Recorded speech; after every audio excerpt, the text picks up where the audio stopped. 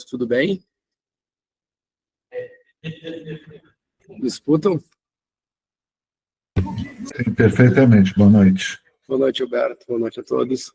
Vou aproveitar para, enquanto o Marcelo está entrando, daqui a pouquinho já, para passar um aviso de utilidade pública para todos. Depois vocês vão receber o e-mail da organização do curso, mas a gente vai ter uma troca de data de uma das aulas, então já vou aproveitando para avisar por aqui. A aula do Paulo Furtado, juiz da segunda vara de recuperações e falências de São Paulo, que ocorreria no próximo dia 28. Acho que 28 é dia... Deixa eu ver aqui. Dia 20. Quarta-feira. Quarta-feira, é verdade. Vai antecipar um dia, vai ficar no dia 27. Dr. Paulo teve um compromisso no tribunal, pediu desculpas, mas já prontamente se disponibilizou até antecipar a aula dele para que não houvesse um prejuízo ao curso, tendo em vista que as aulas estão mais ou menos encadeadas por conteúdo. Eu até fiquei bem feliz, porque normalmente quando alguém cancela para jogar para depois, né? E aí, no caso, não, só vai antecipar. A gente normalmente não tem aula nas terças-feiras, a gente tenta dar essa folguinha para vocês, mas vai ficar na terça. Então, se puderem já anotar, de qualquer forma, a gente vai avisar por e-mail também para registrar oficialmente. E de avisos eram, no mais, acho que era isso. Quem tem alguma dúvida, alguma questão que quer trazer aí para aproveitar os minutinhos que a gente tem até a entrada do Marcelo?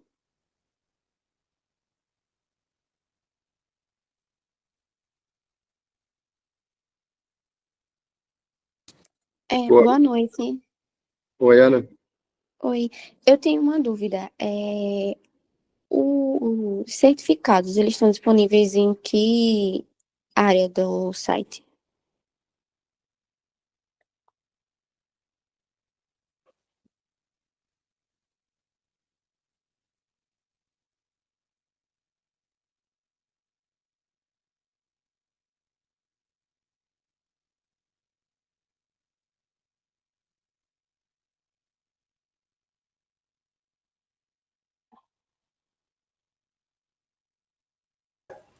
Ana Clara, eu recebi meu certificado por e-mail. Eu acho que foi por e-mail de todos os inscritos. Eu também confio no recebimento pelo e-mail. Oi, gente. Marcelo? Tô aqui, tudo bem? Ah, tá aí. Desculpa, tava no cantinho ali, não... Tá tempo aí? Não, né? Tô, cara, tava esperando na fila, você não me admitia? Não sou o culpado. Eu não faço nada aqui a não ser entreter o pessoal até a atração principal entrar. Tava aqui contando piada, falando de organização. Teu querido amigo Paulo Furtado pediu para mudar o dia da aula dele, eu tava aqui avisando. Boa. Bom, boa noite, né? Primeiramente. Agora, devidamente dentro da sala, agora o pessoal da organização aqui, que é quem faz o controle da entrada, já te fixou em ti a câmera. Como é que você tá, Marcelo? Tudo bem, cara? Tudo. E aí? Tudo tranquilo. Tá em São Paulo? Tampa. Sampa? Eu tô em Sinop. Que delícia. Delícia. Calorzinho aqui, eu tô aqui no salão do hotel. Eu não posso gritar muito hoje, ainda bem que a aula é contigo e não comigo. Bom, então tá bom, vou fazer aqui as honras da casa, né? Primeiramente, muito boa noite a todos, agora de forma oficial, em especial ao nosso convidado de hoje, professor Marcelo Sacramone, queridíssimo amigo, enfim, né, é um colega, um profissional que dispensa apresentações, um dos maiores autores aí do direito empresarial brasileiro, Obrigado. cujo livro de comentários à lei de recuperação e falências é sucesso total, né? Não tem um gabinete que a gente vá que não encontre o livro do Marcelo ali na mesa do magistrado, dos assessores, mas não se restringe só a isso, né? Várias outras obras de destaque. Marcelo, que foi juiz do TJSP, né? Titular da segunda vara da capital, hoje em dia advogado, nosso colega advogado, mas acima de tudo e para os propósitos daqui do Instituto, professor de Direito Empresarial da PUC-SP. Marcelo, muito rapidamente, o nosso instituto, na verdade, é uma espécie de comunidade de ensino. Aqui todos os professores são voluntários, os cursos são gratuitos, a gente une gente do Brasil inteiro que tem vontade de estudar direito empresarial, em especial esse curso, que é um curso de recuperação judicial. A gente tem aqui alguns dos maiores nomes do direito empresarial brasileiro, né? E não poderia faltar, né, a tua pessoa aqui para conversar um pouquinho com o pessoal. A gente tenta propiciar isso para todo mundo, e na verdade é um espaço em que a gente, na verdade, ensina e aprende, todos nós. Eu mesmo faço questão de assistir quase todas as aulas. Temos vários magistrados, servidores, colegas AJs, colegas advogados, enfim, professores de outros lugares. O André Esteves é coordenador aqui da bagunça junto comigo, mas é uma bagunça bem organizada, funciona direitinho. Então, Marcelo, a palavra é tua, né, para falar sobre a Assembleia Geral de Credores, na próxima hora e meia. Fica à vontade, muito obrigado mais uma vez por ter vindo, por ter aceitado o convite, e eu vou ficar aqui te escutando. Eu que agradeço, Scalzilli, transmite aqui o André também os meus cumprimentos, agradeço pelo convite, parabenizo por toda a iniciativa. E o meu tema aqui, Assembleia, impedimento e abuso, e temos 1h30 aqui para cortar talvez os principais tópicos, então eu vou tentar, para quem não é exatamente da área, só destacar um pouco onde a gente está, o que a gente está discutindo, e vamos tentar entrar talvez nos pontos de maior controvérsia, não só profissional, como talvez acadêmica, a respeito, por exemplo, abuso de direito de voto, cessão de voto, um tema que eu gosto muito mais do que esse, inclusive impedimentos. Então, é basicamente o que eu preparei aqui para a gente tentar falar nessa 1h30. Então, para quem está se programando aqui, fala até 8h30, a gente vai direto, sem intervalo.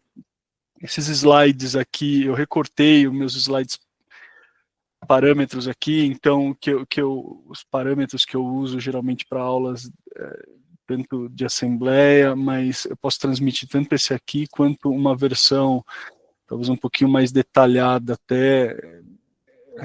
Eu dou essa aula basicamente em algo em torno de 8 horas, então a gente vai falar em 1h30 aqui, então eu vou tentar focar bem nas discussões, que é o espírito que o professor JP aqui, o famoso João Pedro, JP para os íntimos, que o JP tentou fazer com que eu focasse, tá? Então, para que a gente possa começar, e eu vou tentar compartilhar aqui com vocês, JP, fique absolutamente livre aí, tá? Sinop, eu sei que você não tem absolutamente nada para fazer, mas em todo caso, fique à vontade. Sabe, eu só vou fazer um comentário. Eu entrei aqui no hotel e no final eu resolvi tudo que eu tinha para resolver aqui hoje. Meu voo é só amanhã, final da tarde, às 5. Aí eu olhei para a piscina do hotel, aí eu lembrei de um episódio teu lá na Bahia, numa ocasião que não tinha nada para fazer. Também eu pensei, acho que vou fazer a mesma coisa amanhã. Deixemos assim. Deixemos assim. Senhores, vamos lá. Então, vamos tentar aqui. Oh, meu Deus. Aí, boa. Esse aqui é um programinha, um organograma, basicamente, do que acontece na recuperação, só para a gente se posicionar, tá? Eu sempre começo isso aqui, para principalmente quem não é da área saber o que a gente está tratando. A gente está tratando disto aqui, tá? Então, decisão da Assembleia e, francamente, disto aqui. Então, o que a gente vai tratar hoje sobre a Assembleia, ela versa tanto sobre a Assembleia que pode apreciar o plano de recuperação proposto pelo devedor, quanto a Assembleia que pode aprovar ou deliberar sobre o plano aprovado ou apresentado pelos credores, tá? Francamente, elas poderiam ser unas aqui. Se eu ultrapassar esse período de 180 mais 180 dias, o plano alternativo de credor é proposto e, a princípio, a gente teria um plano de devedor. Então, é possível dizer que isso aqui pode coincidir, inclusive, com isso aqui, o que é interessante, tá? E a regra, e aqui é mais uma curiosidade da Assembleia, a rigor o que a gente vai ver aqui para a Assembleia, supostamente poderia acontecer num procedimento falimentar também. Muda um pouquinho o quórum, mas eu poderia ter um plano de falência um plano de liquidação, né, dentro de um procedimento de falência, como eventualmente deliberações de credores dentro de uma falência. Então, a rigor, essas regras são regras que poderiam ser aplicadas para ambos os procedimentos, e aqui dentro da RJ, tanto faz se recuperação judicial, plano de recuperação judicial apresentado por devedor ou por credor, daria no mesmo. Tá? E a gente vai ver alguns reflexos disso na prática. Talvez um grande tenha sido uma não discussão, porque ela acabou não sendo julgada, mas no caso da Samarco. Tá bom?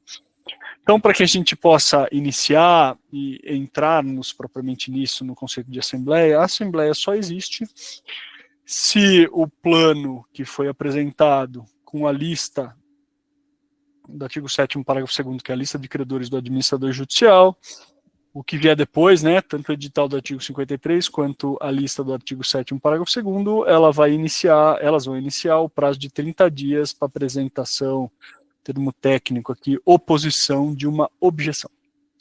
Se não houver objeção, não precisa ter assembleia.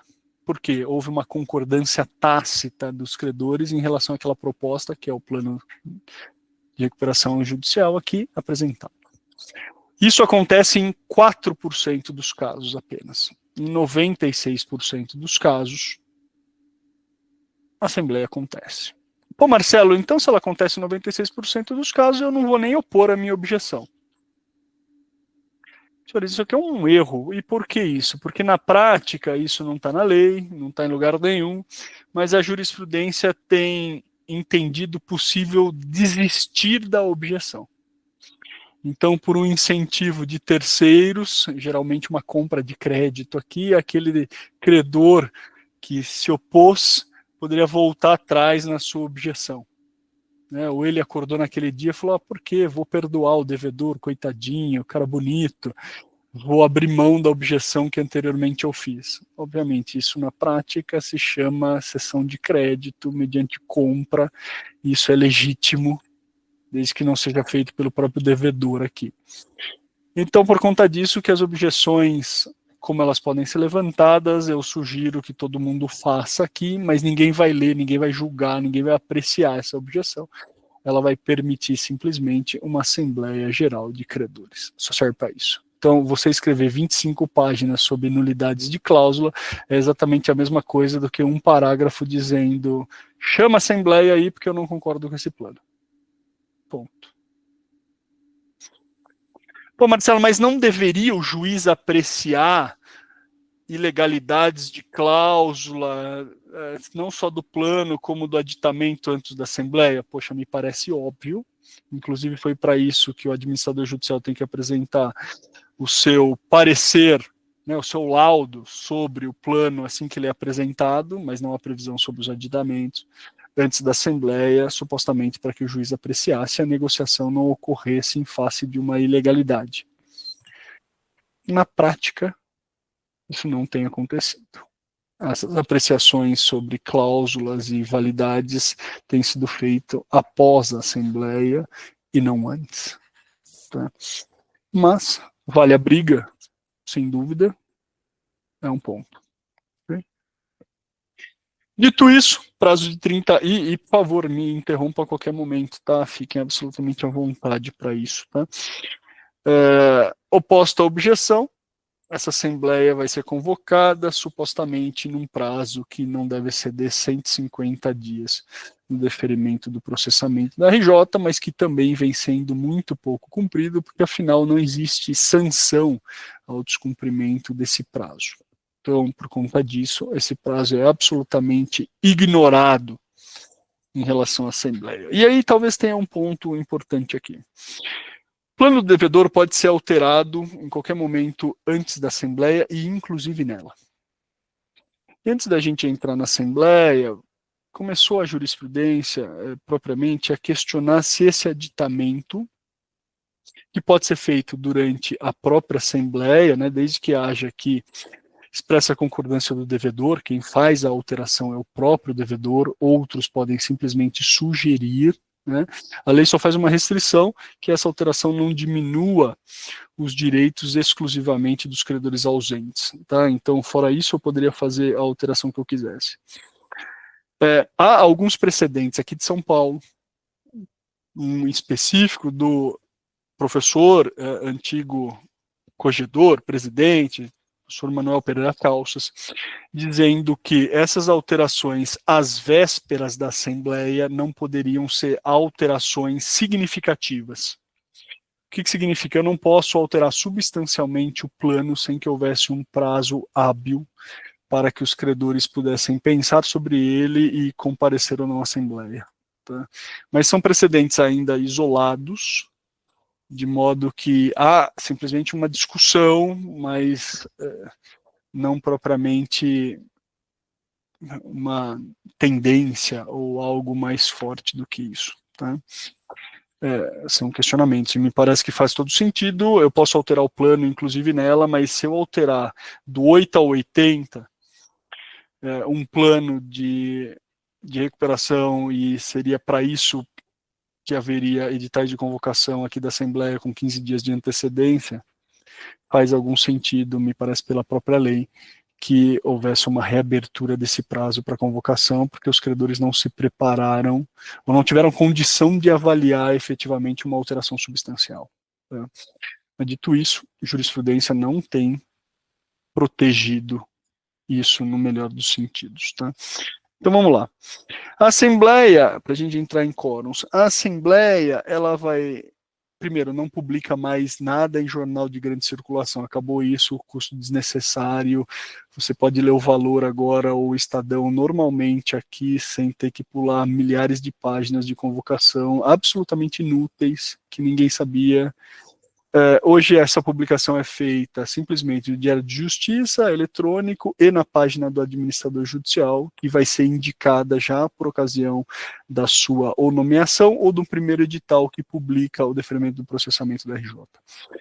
Dito isso, essa convocação vai ser feita com 15 dias, primeira convocação, 5 dias a segunda, sempre dia corrido, no nosso caso. E aí vem alguns pontos. Pô, Marcelo, posso convocar a Assembleia para o final de semana? A rigor não é impedimento. Posso convocar a Assembleia num feriado? Durante o recesso? Senhores, não há impedimento a tanto. Tá? Inclusive tem sido possível, claro que o administrador judicial aqui tem que fiscalizar, porque isso pode ser uma forma, um instrumento para esvaziar a Assembleia. Então, marcar num feriado prolongado, por exemplo, vai fazer com que só os efetivamente apaixonados ou que odeiam aquele devedor compareçam. Né? Então, merece algum controle aqui. Mas, portanto, a primeira convocação, 15 dias, a segunda convocação já no mesmo edital, 5 dias pelo menos depois. O que também se evita aquela história de Assembleia. O credor não concorda com a Assembleia nem em véspera de feriado. Não é verdade, Jean.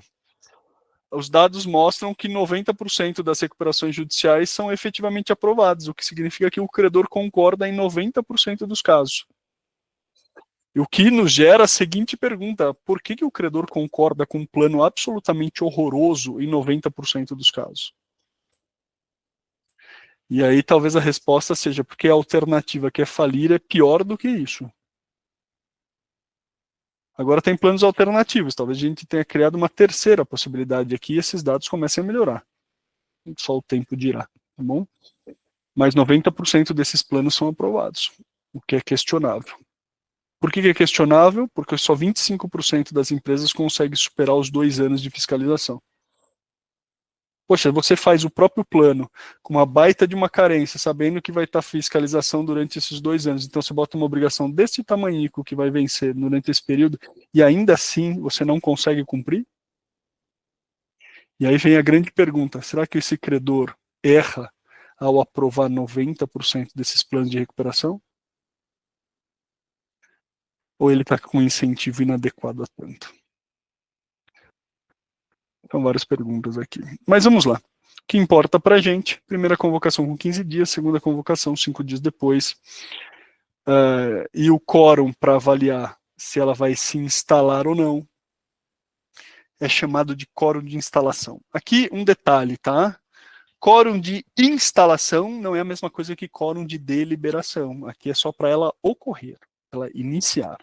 E o quórum de instalação é a presença de credores titulares de mais da metade dos créditos, portanto, em valor, não em cabeça, computados em cada uma das classes. Tudo bem? Cada uma das classes, não vale o total aqui, é em classe. Pois bem. Não instalou em primeira convocação, instala em segunda com qualquer número. Beleza. Pontos que importam aqui para a gente. Marcelo, quem vota? Como é que eu faço para computar esse quórum? Regra. Vota quem está incluído na última lista, e aí vamos de trás para frente. Quadro geral de credores, lista do artigo 7º, parágrafo 2º, que é a lista do administrador judicial, lista do devedor.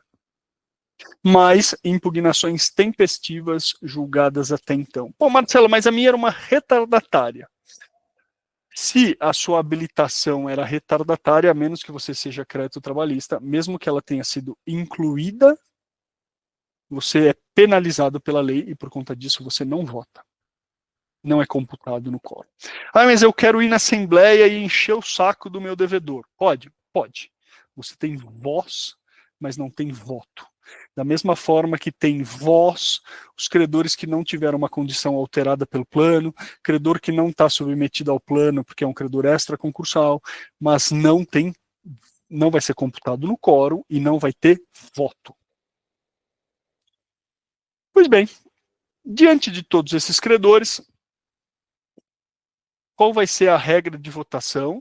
Né? A regra de votação, aqui a gente vai ver um quórum específico, mas antes disso, talvez a gente precise falar sobre quais são as exceções. Então, seguinte, não vai ter voto e por conta disso não vai votar o credor que não tiver, o primeiro que não se sujeita a RJ, então 49, parágrafo 3º, parágrafo 4º, então credores proprietários, credor de ACC e assim por diante, mas o credor que não tiver a condição alterada pelo plano. Eu gosto muito desse caso aqui, que é o seguinte. Imagine que eu tenho um credor absolutamente holdout aqui, então um credor discordante, uma das classes, ou poucos credores. Se eu for para um cenário de votação com esse cara, muito provavelmente não vou conseguir obter o cram down ou quebrar. Posso dizer que aquela classe inteira vai ser paga nas condições contratuais? Pode. Qual a consequência? Eles não votam. Essa é uma alternativa. Se o credor não tiver a condição de pagamento alterada pelo plano, mas eu posso escolher o credor que não vai ter? Não, porque a classe tem que ter o mesmo tratamento. É uma das regras que a gente vai ver na recuperação judicial no plano. A classe inteira não vota. E aí esse credor não participa nem do quórum, nem da votação. Veja, tem um detalhe aqui até, poxa, Marcelo, e se o crédito está em moeda estrangeira, tem um credor em dólar, ele é listado de que forma? Em dólar. Poxa, mas como é que eu faço para computar o voto deste cara? Quanto vale esse crédito dele? A lei fez uma alteração aqui, não para fins de uma determinação não para fim de pagamento, mas simplesmente para fim de mensuração deste voto. E é a data da instalação na Assembleia, basicamente um dia anterior à instalação, nas vésperas, se pega o câmbio oficial daquele papel, daquela moeda, ou então o dólar, se eu vou pegar PETAX do dia anterior, eu simplesmente converto para a avaliação do voto, ponto. Não é que ele vai receber em real, não é que a moeda dele não vai ficar sendo indexada, nada do gênero, é simplesmente para fins de voto. Pois bem, e aí vem um dos temas que eu mais gosto aqui, impedimentos. A lei estabelece impedimentos ao voto. É o seguinte, alguns credores, em razão do seu relacionamento com o devedor, estão impedidos de votar. Esse talvez seja um dos temas mais maltratados do direito brasileiro e pouco compreendidos, para ser bem franco. Que é o seguinte, por que esse cara perde o direito de voto? E em que momento ele perde o direito de voto? Esses são pontos importantes. Então, o primeiro deles aqui, sócio do devedor. Veja, pouco importa quanto que ele tem de participação no devedor. Se ele for um sócio, ainda que com uma participação irrelevante, ele não vota. A jurisprudência, em alguns casos, e a Oi é um caso emblemático em relação a isso, fixou um percentual de 1%, para não dizer, poxa, se o cara tem um percentual absolutamente diminuto, pequeno, em relação a essa sociedade, ele não vai contaminar aquele voto que ele tem que fazer enquanto credor, em razão dessa sua participação. E aqui a gente entra num ponto. Veja, ao contrário de uma assembleia de acionistas, de uma sociedade anônima, de uma assembleia de cotistas ou qualquer coisa do gênero, não existe um interesse social. Poxa, eu, professor Scalzilli, aqui presente, a gente não se reuniu previamente. Ou melhor, vamos usar o caso aqui, doutor Scalzilli fez uma sociedade, muito provavelmente, não conjugal, mas simplesmente societária, com o professor André Esteves. Não o banqueiro, se fosse o banqueiro, eventualmente uma conjugal com comunhão de bens talvez faria algum sentido, mas ele disse o seguinte, olha, se eles fizessem isso anteriormente, ambos fariam o seguinte, olha, vamos renunciar aos benefícios particulares, aos interesses nossos particulares, em prol de um interesse comum, que é o desenvolvimento dessa sociedade, interesse social. E aí, todos os votos, as manifestações deles, deveriam ser comparadas com esse interesse social, que aqui, usando o professor Erasmo, inclusive aqui, interesse de um sócio médio, enquanto sócio. E todos os benefícios particulares deles que poderiam direcionar esse voto seriam considerados anuláveis pela lei. E aqui vejam que interessante. Imaginem, no nosso caso aqui específico, somos 3 irmãos, eu, João Pedro e André, e nós votamos, portanto, de maneira unânime, é super curioso, isso por, sei lá, contratar o nosso quarto irmão aqui numa condição superfaturada. Essa decisão é válida? Não. Por quê? Porque ela viola o interesse social. Pô, Marcelo, mas ela é unânime. Pouco importa. Que viola o interesse social. Por quê? Porque a sociedade foi construída para ganhar dinheiro, maximizando receita, e a gente aqui não quer que ela ganhe dinheiro, eu quero beneficiar o meu quarto irmão aqui numa melhor situação. Pois bem, na nossa Assembleia Geral de Credores, e esse é um ponto importante, uma parte substancial da doutrina, do qual me filio, mas um texto básico aqui é um texto, talvez, do professor Francisco Satiro, ele fala o seguinte, não existe comunhão. Olha que curioso. Não existe, no mínimo, uma comunhão voluntária. Os credores se reúnem na Assembleia não é em razão de uma vontade deles de se reunirem. O credor nem conhece o outro credor. Francamente, ele quer passar perna no outro credor, ou no mínimo ele não está nem aí. E por quê? Por que eles foram reunidos dentro de um conclave, já que está na moda aqui? Por que eles foram reunidos num conclave? Simplesmente para que seja possível obter uma maioria, mas maioria pressupõe comunhão, pressupõe comunidade de interesse. Aqui talvez não seja uma maioria, seja a eliminação daqueles que têm interesses divergentes e que talvez não seja o melhor interesse do credor enquanto credor. Portanto, criamos aqui uma reunião artificial determinada na lei, simplesmente para conseguir avaliar qual é a maior eficiência do devedor, ou seja, se ele conseguirá cumprir aquele plano, e se o cumprimento daquele plano faz com que cada benefício particular de cada um daqueles credores seja o melhor possível. Poxa, Marcelo, mas o cara não fez conta direito. Ele acha que determinada situação que não é adequada vai ocorrer. Para isso que serve uma regra imposta pela lei, que é a regra da maioria aqui na classe. Que poderia não ser maioria. O direito americano é 2/3, por exemplo. Então, para simplesmente eliminar os excessos, ficando no meio. Por que isso importa para a gente e por que eu estou falando tudo isso aqui? Primeiro porque isso vai dar uma consequência enorme no abuso. Mas, no caso do impedimento, também.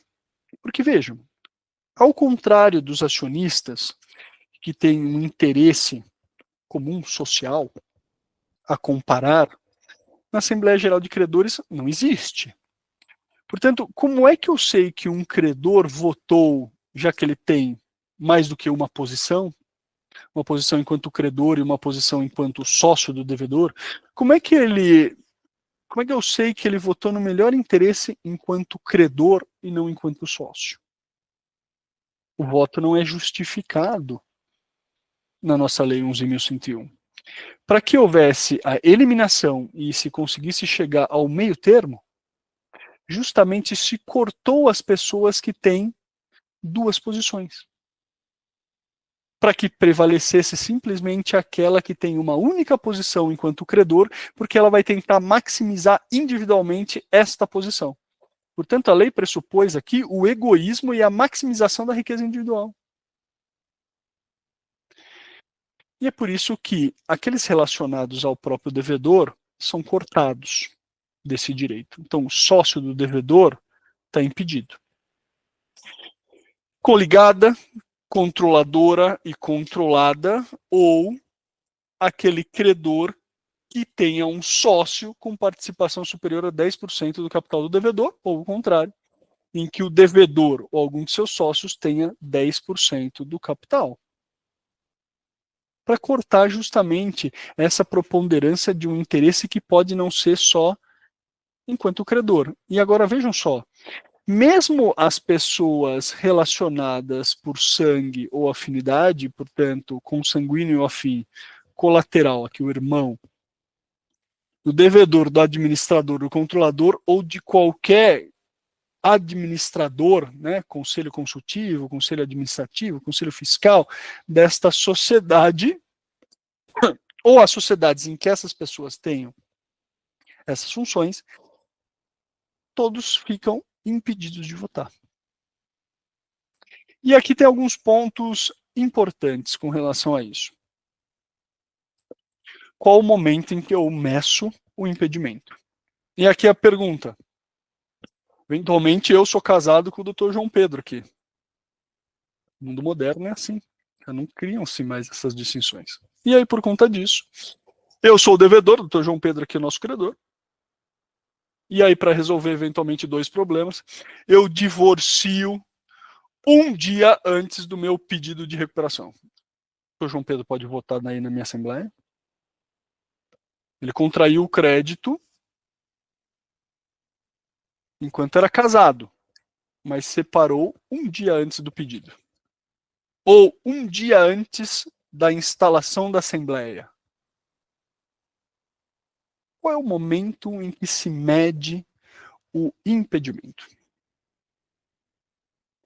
Senhores, essa é uma discussão pouco feita, para ser bem sincero, no direito brasileiro. Posição predominante aqui na jurisprudência e, francamente, acho que totalitária. Não existe discordância que não seja teórica, né, acadêmica, mas não judiciária aqui em relação a isso, é que o momento do impedimento é o momento da distribuição do pedido de recuperação.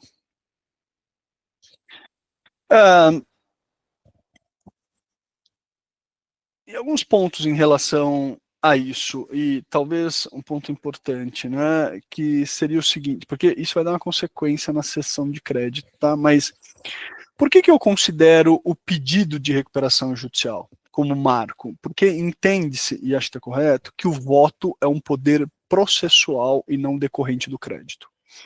Então, só vai ter direito de voto aquele não só que é credor, mas que é credor de um processo de recuperação. Se esse processo não existe o voto. Consequência, o surgimento do voto ocorre por ocasião do processo, e por conta disso é nesse momento em que vai ser avaliado. Ah, Marcelo, mas não é na Assembleia? Não é na Assembleia, porque a Assembleia, primeiro, pode não ocorrer, segundo, pode ocorrer de maneira antecipada, eu posso fazer no momento anterior, e é neste momento, que é a data da distribuição do pedido, que os principais cortes do processo de recuperação, como verificação de crédito, né, avaliação se o crédito é sujeito ou não sujeito, são feitos. É claro, eu posso casar no curso do processo e aí esse impedimento até a data ele se constitui. Então, haveria o agravamento do risco, mas não a redução.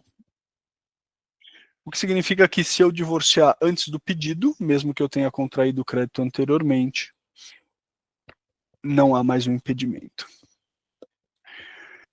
Agora vejam, se esse raciocínio é feito, né, então a distribuição do pedido, porque o voto seria um poder processual e não em decorrência do crédito, percebam como talvez essa argumentação mude quando eu fizer a seguinte pergunta.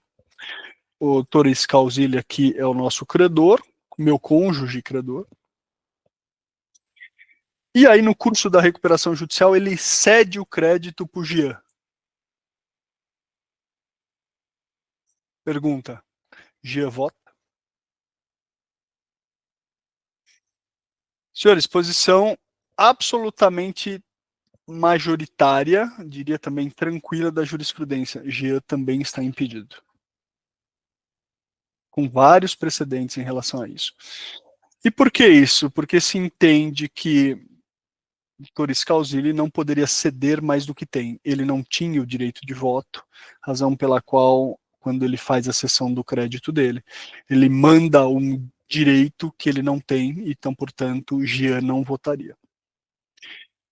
Primeiro argumento. Segundo argumento, poxa, fica muito fácil aqui para o professor Causili desviar do seu impedimento, cedendo a posição para um parceiro que votaria no interesse dele. Vejam que os dois argumentos, e eu só conheço esses dois, se alguém quiser falar mais, mas os dois argumentos são horrorosos. E por que são horrorosos? Primeiro, de trás para frente, má fé no direito brasileiro não é presumida, se prova, e aqui eu estou provando, estou estabelecendo como pressuposto a má fé do cedente, que não ocorre na prática. E o segundo, que no meu entender é mais sofisticado, é o seguinte, poxa, se o direito de voto é um direito processual, na Alemanha, se entende isso, processual, e não decorrência propriamente do crédito, na medida em que se muda o seu titular que não tem impedimento, esse direito outorgado pelo processo deveria existir. E vejam que faz todo sentido isso, porque se a gente quiser, e essa é a pretensão do legislador, aumentar a democracia assemblear, fazendo com que aquela decisão seja a mais robusta possível, portanto, a mais representativa possível, quanto maior o incentivo para eu fazer com que os credores compareçam e possam votar, melhor. E, de alguma forma, essa interpretação jurisprudencial aqui refuta exatamente esses argumentos. Dito isso, não há posicionamento, ou muito pouco eu não conheço, divergente em relação a isso. Fala aí, Jean. Eu vi que você botou aqui.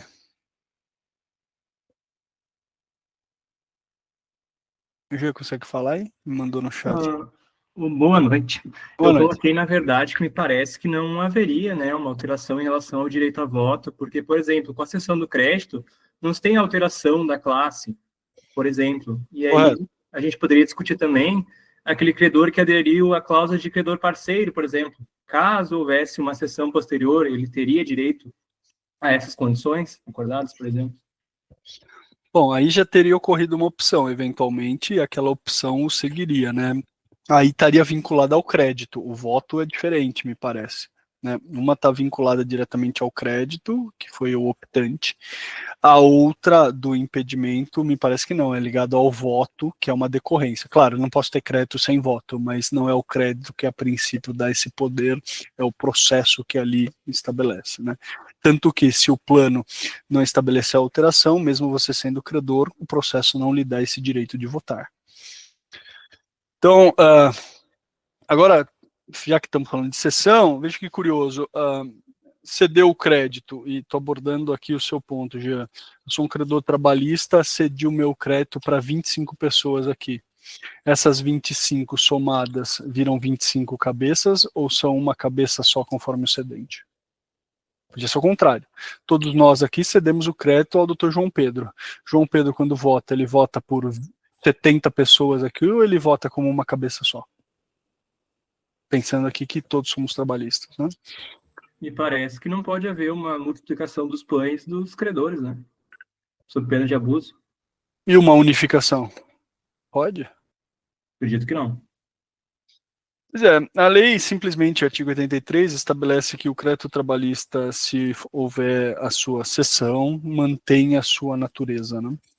Então, com base nesse artigo, a interpretação, em alguns poucos casos que tem sido feito, porque isso foi uma alteração da 14.112, portanto, em vigor a partir de 2021 só, é que a cessão não modifica a natureza, por óbvio, continua trabalhista, mas também não modifica a quantidade ou o peso daquele crédito. Então, o que vai importar aqui é o cedente. Então, ainda que 25 lá compareçam na Assembleia, vão votar com uma única cabeça, ou o contrário aqui,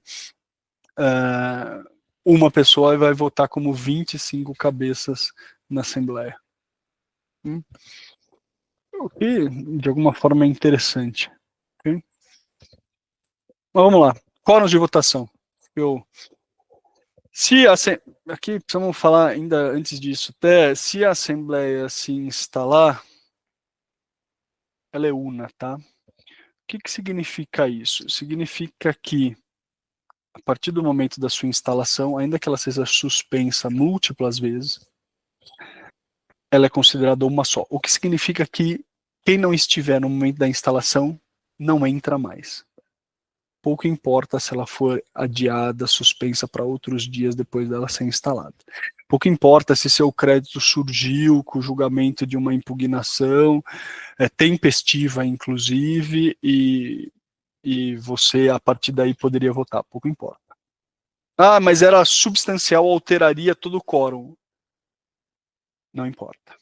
A Assembleia, ao contrário de uma Assembleia normal de acionistas aqui, essa Assembleia, pela lei, precisa garantir segurança, precisa garantir celeridade, ainda que em detrimento da segurança, então, por conta disso, ela não é anulável por uma alteração na mensuração do crédito dos votantes. E aqui, alguns pontos. O artigo 56, parágrafo 9º, aqui estabelece que, a partir da sua instalação, essa Assembleia tem que acabar em até 90 dias. E esta norma aqui não possui uma sanção expressa na lei, e aí vem a enorme pergunta: o que acontece se não acabar em 90? E aqui há várias interpretações, tá? Uma primeira, talvez mais óbvia, os credores podem apresentar plano alternativo de credor. Abrir a possibilidade deles apresentarem. Segunda, volta as execuções a correrem. Terceira, decreta a falência do devedor. Quarta, tem que reiniciar a Assembleia, ou seja, o professor Fábio Lua, inclusive, deve ser reinstalada. E quinta é a minha destituição do administrador judicial. E aí? Senhores, vejam só, comecemos de trás para frente. Destituição do AJ. Única possibilidade que tem previsão legal. Por mais duro que possa parecer, e claro, é tão duro que não faz sentido, o único aqui que é penalizado em razão do descumprimento dos seus deveres legais é o administrador judicial, previsão aqui especificamente, 22 e os quebrados. Claro que não faz o menor sentido, mas é ele que tem que controlar o curso do processo. E é ele, francamente, que coloca em votação essa suspensão e o adiamento. Obviamente não faz o menor sentido uma punição nesse patamar, inclusive nenhuma sequer substituição, me pareça. Então acaba que esse respeito ao prazo de 90 dias acaba não fazendo muito sentido. Segunda posição do professor Fabulhoa, que eu gosto, tá? Mas acho ela ilógica, mas gosto. Ele fala, ó, tem que ser reinstalada a Assembleia. Por quê? Porque eu não posso penalizar o cara que não compareceu logo no início, já que ela está tão demorada assim. Qual que é o problema dessa posição? Poxa, se a gente quer efetivamente acelerar a Assembleia e todo o trâmite, agora eu vou ter que reinstalar e vai rediscutir tudo de novo, já ultrapassado mais de 90 dias, vai virar eterno. Só por isso não gosto dessa posição e ela não tem previsão legal. Terceira, decretação de falência, não tem previsão no 73. Apresentação de plano alternativo, não tem previsão no 56, parágrafo 6º. Por conta disso, é o que francamente a prática tem feito. Não existe sanção nenhuma para esse prazo de 90 dias que vem sendo descumprido reiteradamente em muitas recuperações judiciais. Aqui vira quase uma norma de princípios, uma orientação para o que o AJ tente buscar, ponto. Que não era exatamente o propósito da lei, mas francamente não tem sanção expressa tanto. Pois bem, vamos lá. Quóruns de votação. Então, regra geral, quórum de votação na Assembleia é um quórum de maioria de crédito, maioria de crédito relativa, né? Então, dos que compareceram na Assembleia, independentemente da classe. Esta é a regra geral que vale para tudo, mesmo o mais importante, que é justamente o plano de recuperação judicial, que é o que a gente vai tratar aqui. No plano de recuperação, o seu quórum de votação é um quórum qualificado. O que significa quórum qualificado? Primeiro deles, esse nosso quórum ordinário qualificado aqui, é uma aprovação por maioria em cada uma das classes existentes. E essa maioria vai ser computada diferente a depender da classe. Classe 1 e classe 4, cabeça, classe 2 e classe 3, cabeça e crédito. Ô Marcelo, consegui quase tudo. Deu maioria nas 4 por cabeça, mas na classe 3, quirografaia, tinha lá um banco chato, público, e aí ele era preponderante e não deu uma maioria, sei lá, de cabeça, por exemplo, ou de crédito, que é o mais comum. Está aprovado? Não está aprovado. Eu preciso da aprovação nas 4 classes e na classe 2 e na classe 3 pelos 2 critérios. Caso contrário, esse plano não está aprovado. Isso significa que ele foi reprovado? Não.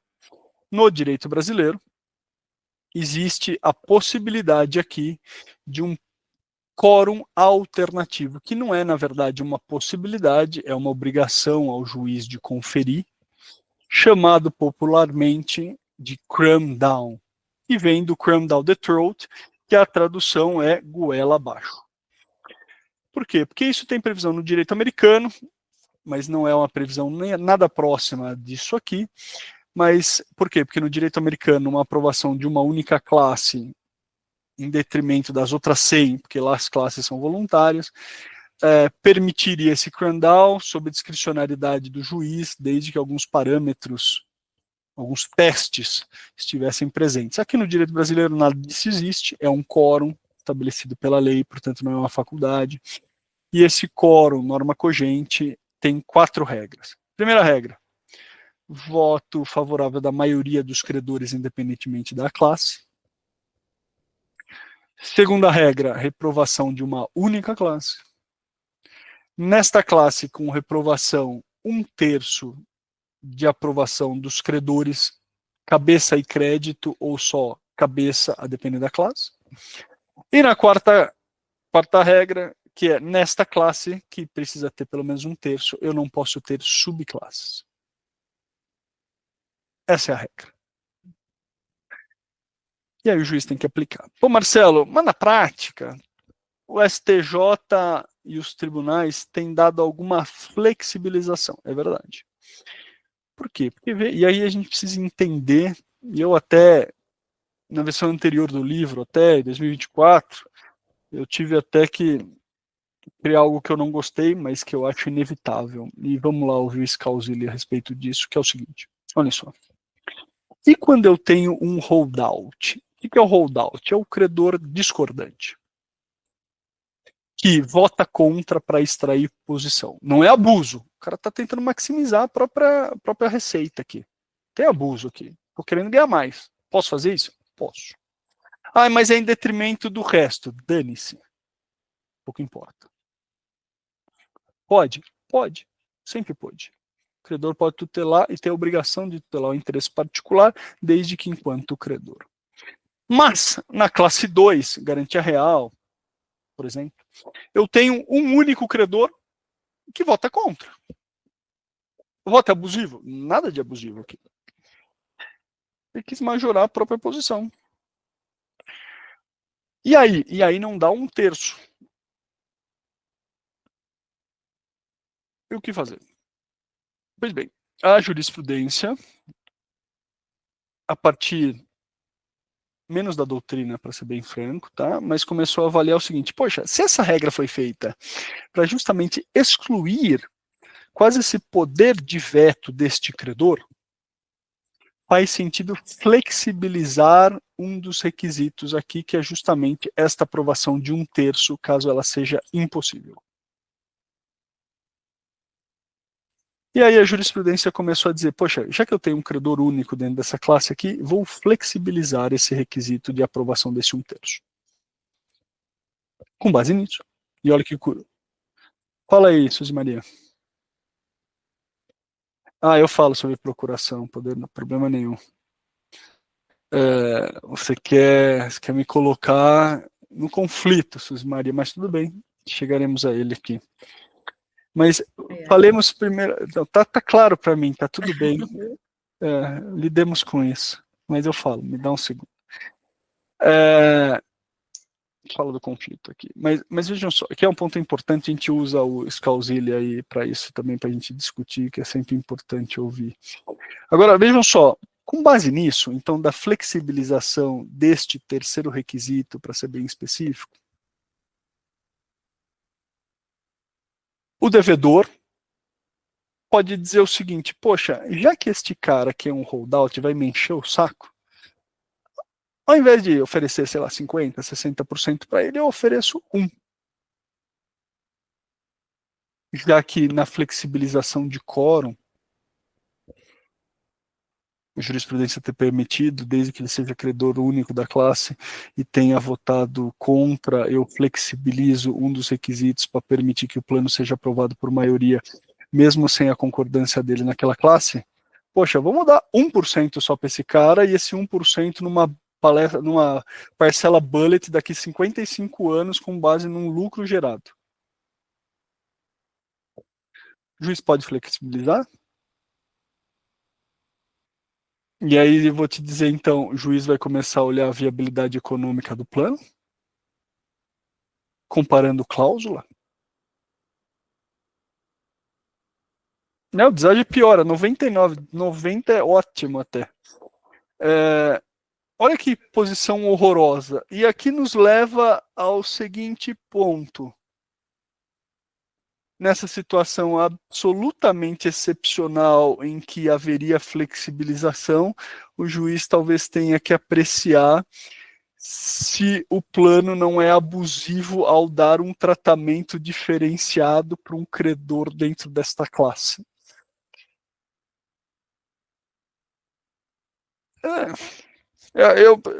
E é uma questão horrorosa aqui, porque a rigor o juiz não olha a viabilidade econômica ou diferenciação ou condição de pagamento.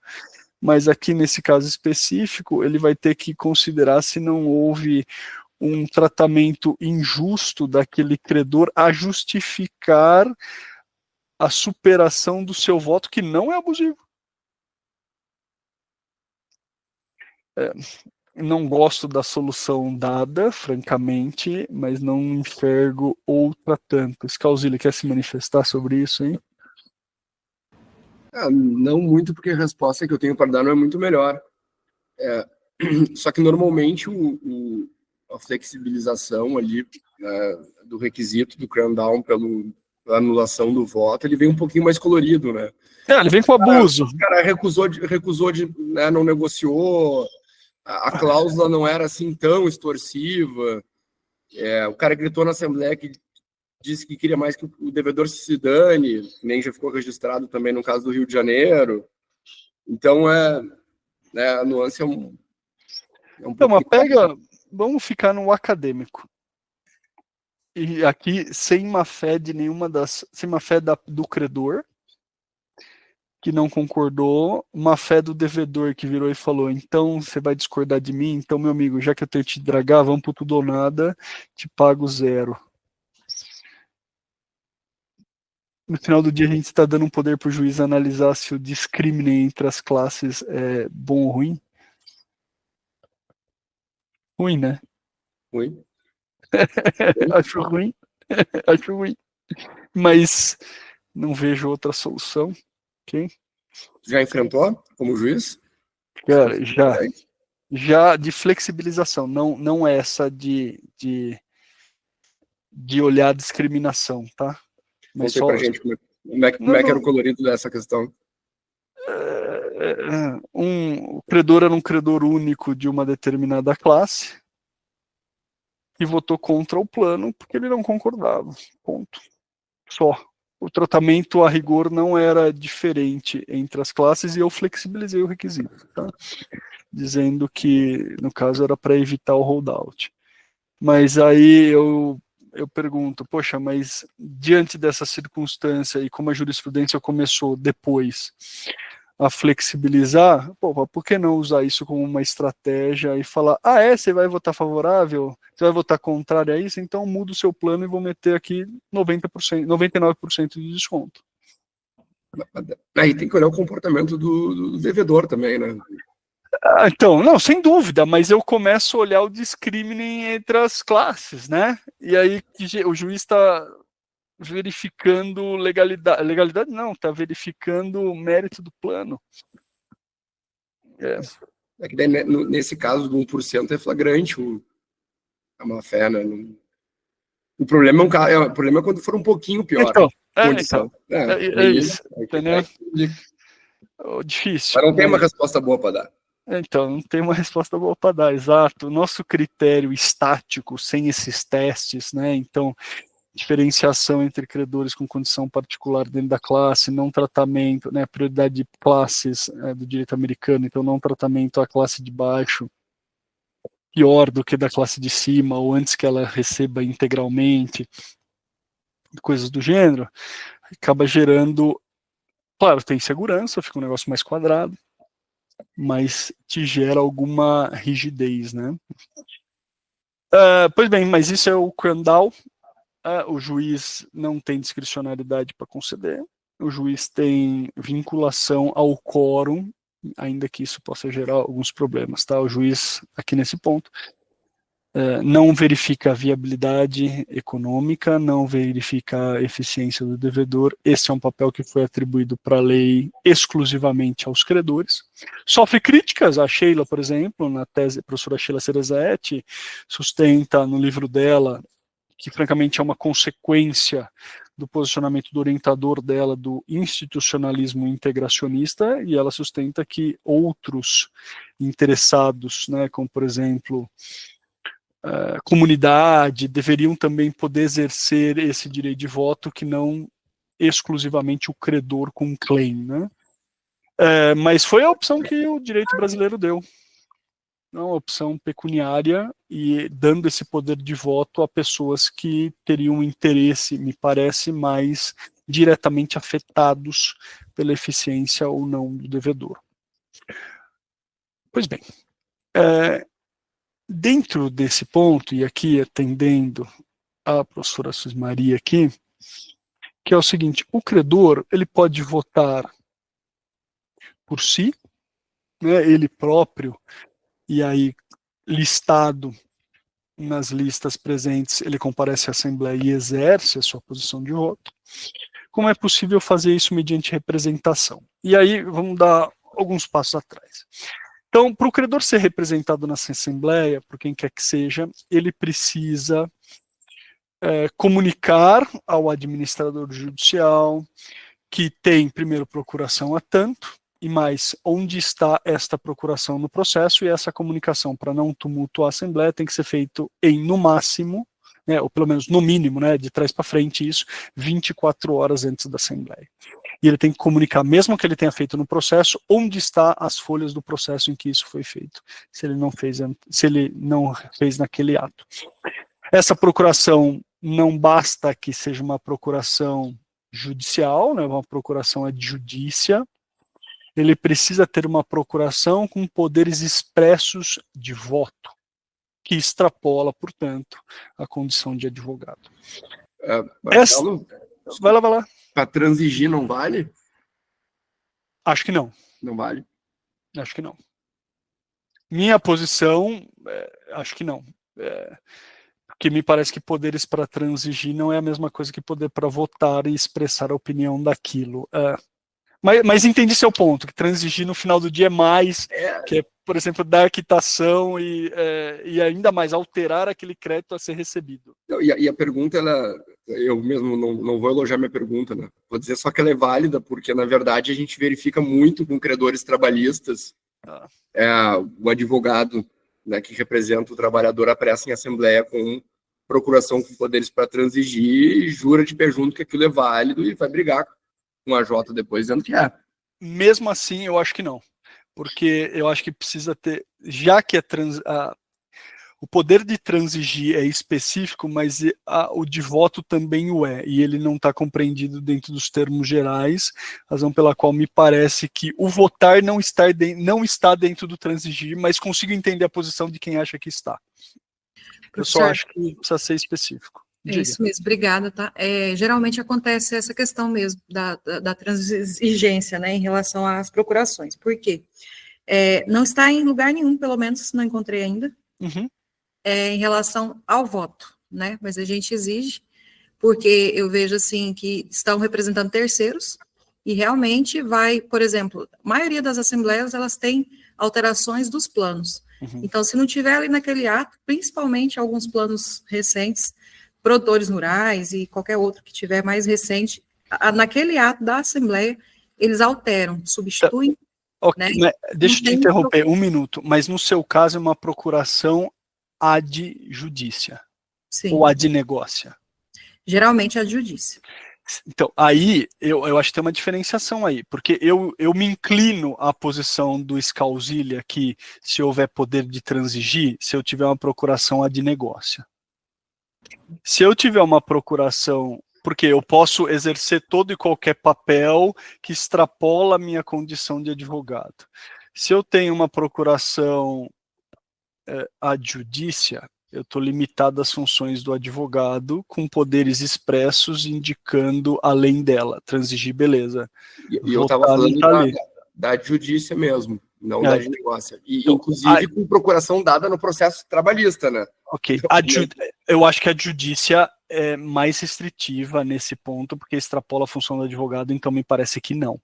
Se for uma ad negócia com transigir, talvez eu fique mais inclinado a tanto. Porque daí eu posso fazer tudo para tutelar crédito, e aí eu consigo colocar o voto dentro desta tutela, talvez de maneira mais fácil. Agora, se é a de judícia, eu sou um procurador da parte para fins do processo. A assembleia não ocorre, porque não preciso ter poderes para tanto, né? É só voto, mas não ter fase postulatória. Obrigada, tá, professor? Porque não, mas eu vou... minha posição aqui. O voto não está escrito em algum lugar. Não tá. Na linha não está. Mas eu vou aprofundar a sua pergunta, e o meu caso é real. O caso meu, inclusive, passado, né? Póstumo, mas meu, que é juiz. Doutor Eduardo Mange, doutor Renato Mange, um gênio, advogado devedor, bom pra caramba, um lorde, além de tudo. Ele me chega e advogando com um devedor, ele fala assim: Marcelo, vou captar procuração. Eu falei: Mange, desde que o mundo é mundo, ninguém está ensinando freira aqui a vida. E ele falou: mas eu quero captar procuração e eu, como devedor, ou advogado devedor, pouco importa aqui, quero exercer na assembleia o voto desse credor. Pode. Fiquei louco na época. Eu falei que isso aqui é um absurdo, isso aqui é um crime geral, é um puta conflito de interesse, blá blá blá. E dormi várias noites com isso. Não houve isso no processo, tá? Não aconteceu para o devedor esta procuração. Minha pergunta é, se fosse para o devedor, podia? Senhores, o Scalzilli aqui se manifestou. Não vejo nenhum problema. Por quê? Podia ser, inclusive, um menor? Podia. O núncio, aqui do direito romano, mas que tem no direito brasileiro, um menor pode receber procuração? Pode. Porque ele expressa a vontade do representado. E aí, você fala, está em conflito de interesse? Não há conflito aqui, porque há um único interesse, que é o interesse do representado. E o representante aqui não o faz em nome próprio, faz no nome dele, por isso a procuração. Razão pela qual, ainda que eu tenha dado uma decisão verbal absolutamente equivocada à época, não vejo problema nenhum. Não é bonito, talvez, mas juridicamente possível. Se o poder for discriminado para votar em determinado sentido, porra, zero questionamento. Agora, supostamente eu tenho poderes amplos para decidir, inclusive a tal, também não vejo problema, porque essa escolha deveria ser no interesse do credor. Scalzilli, quer comentar aí? É irreparável. A tua posição, Galdo. É isso mesmo. Ainda que eu ache que ela seja quase preocupante, mas o fato é, não vejo problema. E a rigor, seria possível. Eu já vi votos sendo anulado em tais circunstâncias. Mas, assim, discordo totalmente. Pois é, tenho para mim isso. Vamos lá. Talvez um ponto importante aqui, e último ponto que eu quero tratar com vocês, então, além do impedimento, quórum de votação, e eu quero tratar, talvez um tema, para mim, caro, tá? Então, aqui o juiz não pode olhar, controle judicial é só de legalidade, não é de mérito, esses aqui são os enunciados da jornada de direito comercial, blá, blá, blá, mas eu quero tratar disso aqui, abuso de direito de voto. Ponto importante, tá? E aqui esse ponto me é absolutamente caro, para quem me conhece faz um tempo sabe por quê. Esse precedente foi um precedente que influenciou bastante na minha carreira na magistratura, que foi o reconhecimento do abuso de direito de voto, no caso da Chain. Foi reconhecido a posição dos 13 bancos aqui do caso como abusivas. Talvez seja o grande precedente aqui, o primeiro precedente de abuso de direito de voto aqui contra banco, inclusive. No caso da Chain. Então, e para a gente tratar desse caso aqui, eu preciso dar contornos para vocês desse caso. É um caso interessante, ele foi confirmado no Tribunal de Justiça, tá? Eu não tenho conhecimento se teve recurso especial, acho que não, mas ele foi confirmado no Tribunal de Justiça, um precedente um voto do desembargador Cláudio de Godoy, um gênio, por sinal. Então, beleza. O caso, posso contar todos, é público. Então, supostamente, porque isso está na sentença à época, juiz Sérgio Moro, foi feito um empréstimo do Banco Chain para o Partido dos Trabalhadores. Esse empréstimo não teria sido cobrado nem pago. E por conta disso, teria ocorrido um contrato sem licitação da operação de uma plataforma de petróleo, Vitória 10.000, pela Petrobras, para uma empresa recém-criada de engenharia que se chamava Chain. Chain era um banco até então. E que seria, pela sentença criminal, uma forma de remunerar este empréstimo anterior que tinha sido feito. E isso foi um dos casos emblemáticos envolvidos na Lava Jato. Por que esse ponto importa aqui para a gente? Porque o único ativo que a Chain tinha, faturamento, era um contrato, esta concessão que podia cair a qualquer momento. Ok. Os bancos foram chamados a deliberar sobre o plano de recuperação da Chain, era um plano horroroso, tá? Algo como vai receber 10% em 20 anos se o contrato continuar. Era um plano bem ruim. E Ivo Weisberg estava de um lado, professor Ivo, né, devedor, advogando pelos devedores aqui, pelo Grupo Chain, e os 13 bancos que compunham a classe dos credores com garantia real, aqui, todos votaram contra esse plano de recuperação judicial. O doutor Ivo, em assembleia, isso está gravado na ata, virou e falou o seguinte: credores, o que vocês querem para votar favoravelmente a esse plano? E os credores responderam: você está na Lava Jato e não merece se recuperar. Ponto.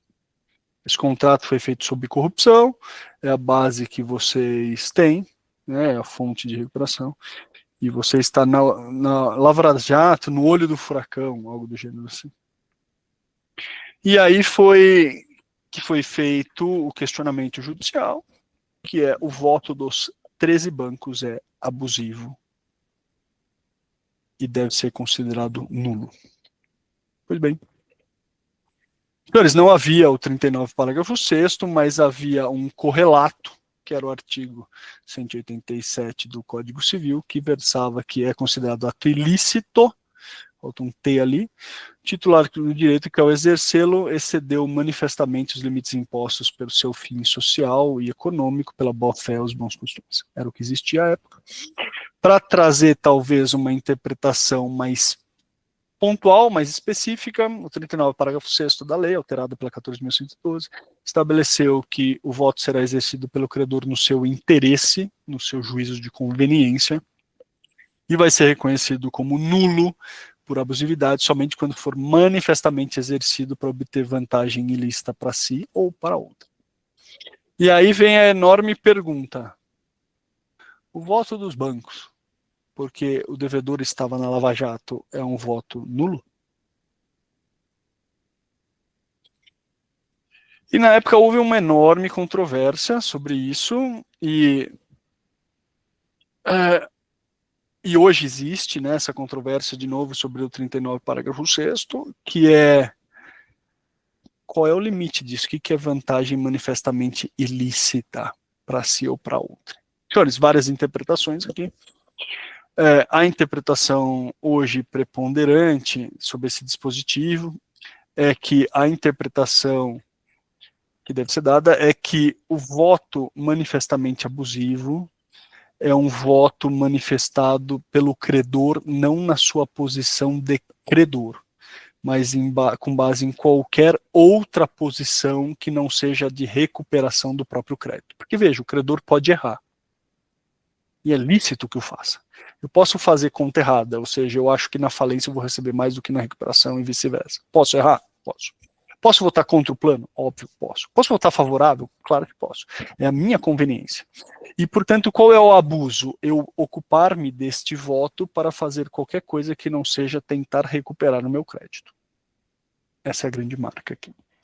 Pelo menos a interpretação que se dá. Pois bem, se eu sou um justiceiro social, eu não estou votando enquanto credor. Eu voto enquanto delegado, eu voto enquanto condutor de uma determinada série de comportamentos, qualquer coisa do gênero, mas não enquanto credor. Se eu voto para eliminar minha concorrência do mercado, eu estou votando enquanto concorrente. Para moralizar, eu estou votando enquanto, sei lá, padre nesse negócio. Não enquanto credor. Por conta disso, no caso da Chain, confirmado pelo tribunal, por essa justificativa aqui, francamente era desnecessária, ninguém precisa fundamentar o seu voto.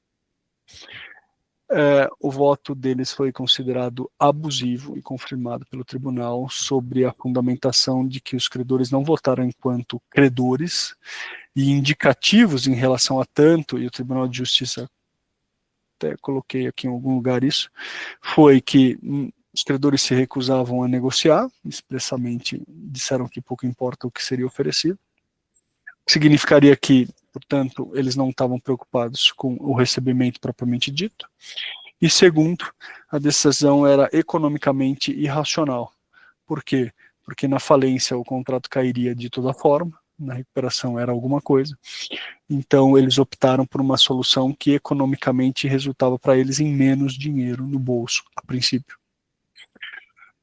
O que mereceria justificativa, e quando demandados a justificarem, fundamentaram em algo que extrapolava a posição de credor. Por isso que esse voto foi considerado abusivo. Aqui cá entre nós, o banco não erra. Por que o Boto votou por quebrar isso aqui e não por recuperar, sabendo que na recuperação ele poderia obter mais dinheiro do que na falência? Por que ele fez isso? Várias métricas aqui, vários pontos. Liberaria provisionamento bancário, por conta disso ele no futuro ganharia mais sobre aquele dinheiro que não fica mais retido. Poderia abater do prejuízo as perdas quando ele joga isso para falência, e aí ele ganharia mais dinheiro. São alternativas. Agora vejam, se ele fundamentasse com base nessa justificativa, esse voto seria economicamente perfeito, negociado, no melhor interesse dos credores e, portanto, válido. O fundamento não foi esse. Foi, você está na Lava Jato, no olho do furacão, e, portanto, você não merece se recuperar. Esse não é a posição enquanto credor. Só por isso. Agora, vejam, se o fundamento, se é que foi esse, era efetivamente amortizar um pedaço, jogar para perda, liberar provisionamento, enquanto o credor, perfeito, e o voto seria válido. É por conta disso que eu achava que Chain nunca mais aconteceria. Mas a nossa história tende a ser repetida. E mais uma vez. Então, esses precedentes têm ocorrido, tá? E esse é um problema. Mas, a rigor aqui, o posicionamento majoritário, se não me falha a memória, é o posicionamento do Satiro, acho que é do trio gaúcho também aqui, temos um representante aqui, que, olha, a única forma aqui da gente conseguir apreciar justamente esse ponto, né, do 39 parágrafo 6º, talvez a melhor forma, talvez, seja identificar quando ele não vota na legitimidade enquanto credor. Fala aí, João Pedro, você concorda com você mesmo aqui? 100% de acordo comigo mesmo, em especial contigo. Perfeito, isso aí mesmo. E agora, olha uma discussão que não há, mas há um precedente sobre uma discussão que no direito não existe. Olha que legal. E aí eu termino meu último ponto. O credor tem que votar no melhor interesse dele enquanto credor. E aí faço a pergunta para o JP aqui. Que na linha da fogueira é importante. Esta posição enquanto credor é enquanto credor como um todo, ou enquanto credor de uma classe? Ó que legal. Conta o caso. Seguinte. JP aqui é um credor quirografário porcaria. Peanuts. E aqui, para ser absolutamente preciso no meu exemplo, esse aqui é o precedente. JP, ele tem dupla posição. Ele é um quirografário de 8 milhões e um credor com garantia fiduciária de 74 milhões. Obviamente, esse bem aqui foi considerado essencial na lei, ou seja, ele não tem conseguido retirar esse ativo do devedor, ainda que seja proprietário fiduciário. Enquanto ocorre a recuperação, deveria acabar por ocasião da Assembleia, mas temos visto na prática que não acaba e o juiz fica blindando esse cara e impedindo o credor de tomar esse bem. Por conta disso, o JP se enfurece, vai à Assembleia e fala, então tá, então como credor quirografário 8 milhões aqui, eu voto por quebrar esta recuperação judicial, porque assim vai facilitar a retirada do meu ativo, já que eu tenho garantia fiduciária nele. Pô, mas o seu plano para classe quirografária é muito bom. É verdade, mas eu sou um baita de um credor extraconcursal aqui, dane-se meu crédito quirografário, eu prefiro receber sobre o bem aqui com alienação fiduciária. votei no meu melhor interesse de credor, mas não no meu melhor interesse enquanto credor quirografário. E aí? E aí o voto dele é válido. É super interessante aqui. Senhores, este voto por esse precedente foi considerado nulo. É um precedente do tribunal. Estão vendo aí, né? Esse precedente aqui da primeira Câmara de Direito Empresarial, tá? Foi considerado nulo. E olha que é super interessante, até o posicionamento do Scalzilli aqui, eu vou até comentar, que é o seguinte, você está moderno aqui, Scalzilli, já te adianto. No direito americano existia essa discussão em relação qual o parâmetro do abuso de direito de voto, se é o credor aqui geral, pouco importa, ou se é o credor da classe. E entendia-se até algo em torno do começo dos anos 2000 que era o credor da classe. O que significava que um voto dele, os dois votos no mesmo sentido, um em cada classe, poderiam ser considerado válido e inválido. Porque se dava o poder para votar naquela classe específica. E o direito americano mudou de posição a partir dos anos 2000 para dizer, olha, não tenho como justificar porque esse cara tem uma cabeça só, um bolso só, e ele vota tutelando um único crédito aqui. Pouco importa se ele é extra ou numa classe ou não na outra, ele vota pensando no próprio bolso. E acima de tudo, ele vota tutelando um patrimônio. É isso, um patrimônio único, e não um patrimônio da classe. Eu nunca tinha pensado nesse ponto, mas é um bom ponto. Super interessante e, curiosamente, temos um precedente. Não sabia, mas ali a posição do Alberto Caminha Moreira é um livro que ele tem ou foi o fundamento do voto? Não, o Caminha escreveu um artigo sobre isso. E ele menciona este precedente. Não, ele simplesmente aponta aqui na discussão esse precedente e discute se há ou não abuso. Acho que ele não tem uma posição a respeito disso aqui. Tá? É super curioso, mas a discussão no direito americano é absolutamente intensa sobre isso. Tá? Tenho vários precedentes, tenho a concordar com lá e discordar desse precedente daqui. Acho que é do Negrão esse precedente. Até porque talvez lá eles consigam segmentar em mais classes ainda. É isso, múltiplas. Torna mais evidente esse tipo de conflito. Correto.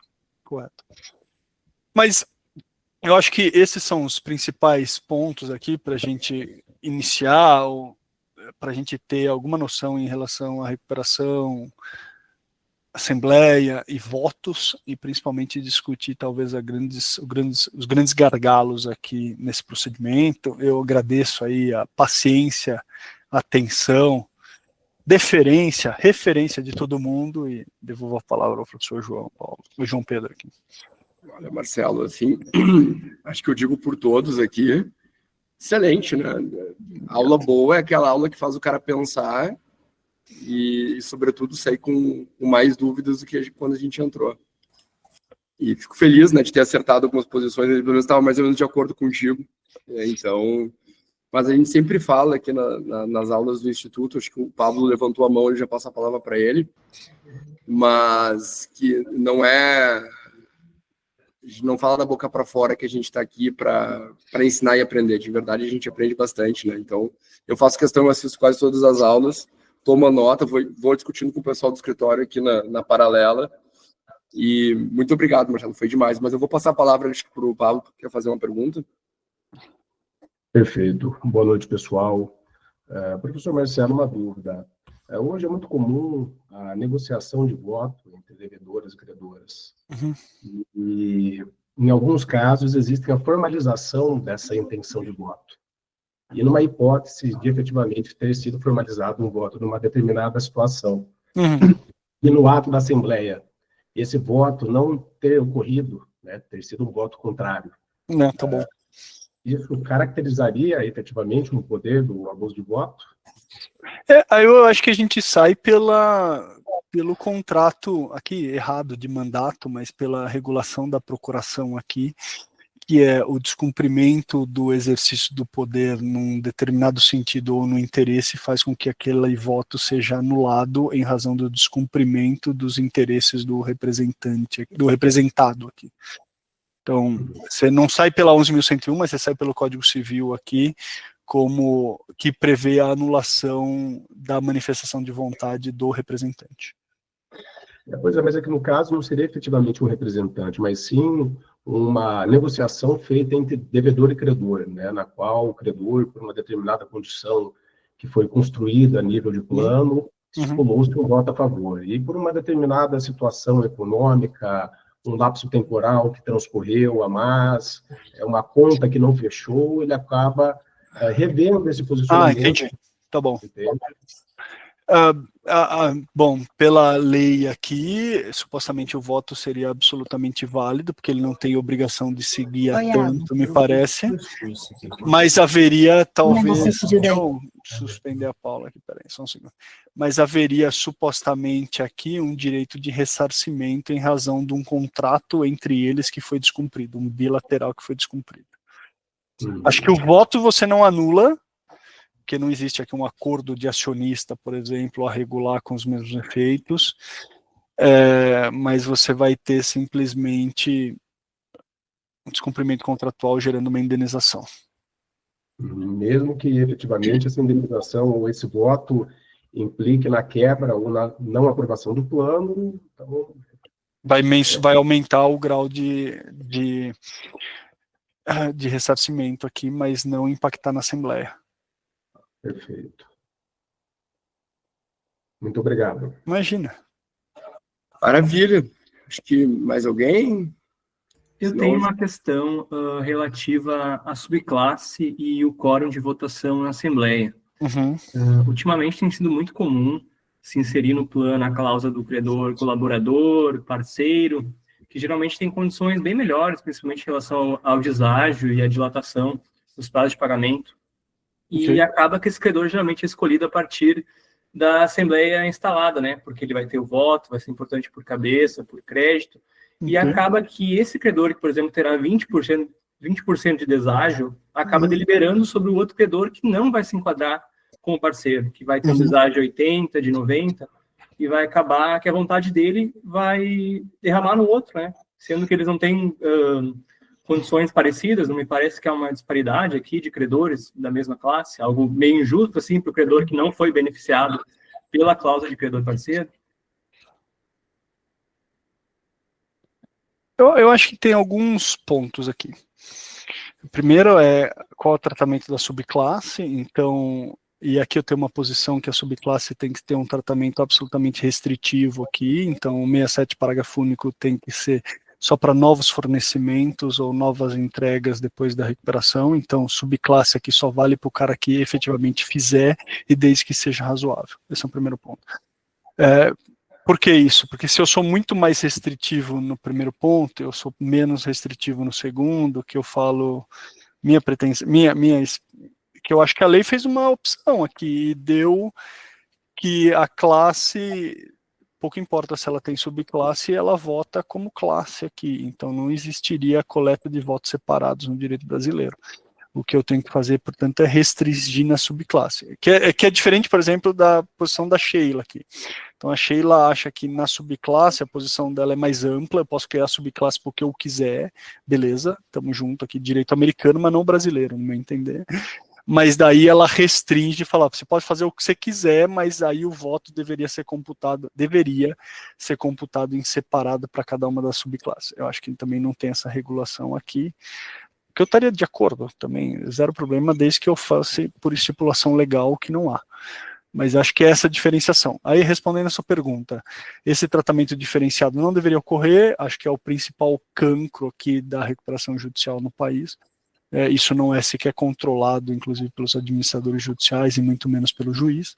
Deveria ser absolutamente restrito. Tem enunciado contra isso, por exemplo, o trabalhista, que eu acho um absurdo, de limitação em 150 salários, não tem previsto em lei, isso cria uma subclasse por enunciado sem nenhuma contraprestação, também acho errado.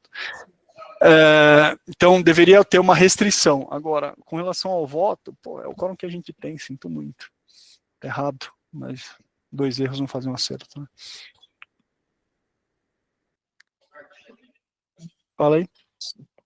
Professor Sacramone, boa noite. Tudo bem? Boa noite. Tudo.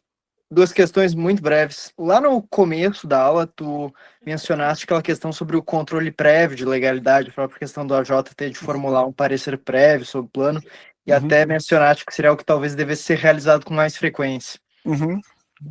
Não é uma questão que vai contra a própria celeridade do procedimento e vai até na ideia, porque como mencionamos na sequência, o plano pode ser alterado até mesmo em assembleia. Tem alguma lógica em se exigir primeiro um controle de legalidade que pode atrasar e colocar subjúdice uma questão que pode vir a ser retirada do plano ou causar um atraso nas deliberações porque eu estou dependendo de um pronunciamento judicial sobre uma cláusula? Claro, você que me responda, porque a lei previu ali que em 15 dias depois de apresentar o plano, eu tenho que apresentar um laudo pelo administrador judicial. Se vai mudar até a Assembleia, por que diabos ele vai apresentar esse laudo 15 dias depois? Eu abomino, eu acho que a inclusão é ilógica. Talvez para fundamentar as negociações mais a fundo, mas eu abomino. Ótimo! Tá bom, mas tá na lei, né? E se está na lei, foi feito para fazer com que haja essa negociação com base em parâmetros legais válidos. Se eu alterei esse parâmetro, eu não sou obrigado a fazê-lo, mas se eu alterei esse plano até a Assembleia, talvez esse controle tenha que ser refeito. Mas isso vai tardar o procedimento? Sem dúvida. Mas quem decidiu fazer foi você, e o prazo quem tem é você, de 180 mais 180. Você não tem uma obrigação, você tem um ônus. Aqui a gente está impondo ônus e não simplesmente um direito sem punição.